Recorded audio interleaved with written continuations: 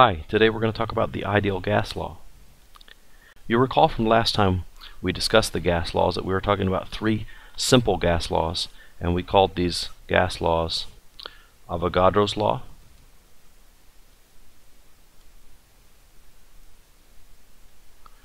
and Avogadro's law simply said that the volume of a gas was proportional to the number of moles that it possessed at a given pressure.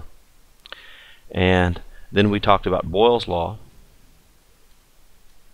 Boyle's law explains the relationship between the pressure of a gas and its volume, simply saying that the volume of a gas is inversely proportional to its pressure. In other words, the greater and greater the pressure, the smaller the volume is going to be. And then the last thing that we talked about was Charles' law. And Charles' law simply tells us how a volume of a gas is going to change as it's heated or cooled, and we say that the volume of a gas is proportional to its temperature. And today what we wanted to say is that we can take all of these gas laws here that we have and we can combine them into one comprehensive gas law. So if we take all of those gas laws, what it's telling us is, okay, the volume is proportional to the moles, great, but it's also inversely proportional to the pressure and directly proportional to the temperature.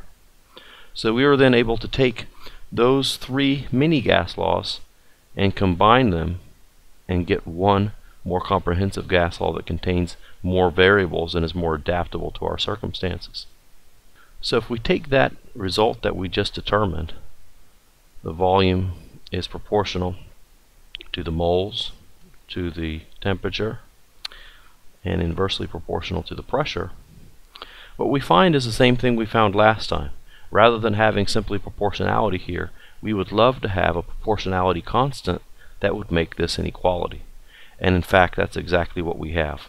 We call R the proportionality constant that makes this proportionality here an equality. So instead of saying V is proportional to NT over P, we can say V equals NT over P, provided that we have some proportionality constant. We'll call that proportionality constant R. And R becomes then the ideal gas constant.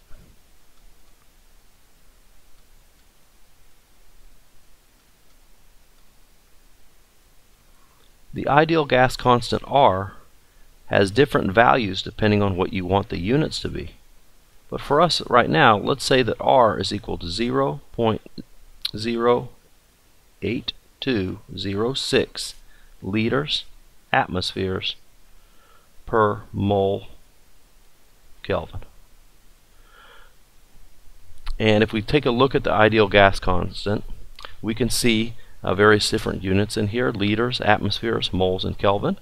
That's fine. That follows from the actual equation, and if we see what we had previously was V is equal to R NT over P. Well, if we add these units in here, we'll see that the units follow directly from the equation that we just found. And then we can kind of rearrange this equation here into its more familiar form, and the form that you'll find it in the book. PV is equal to NRT. And this is a very powerful equation, has a lot of utility, and we'll be exploring the utility of this equation in subsequent videos and lectures.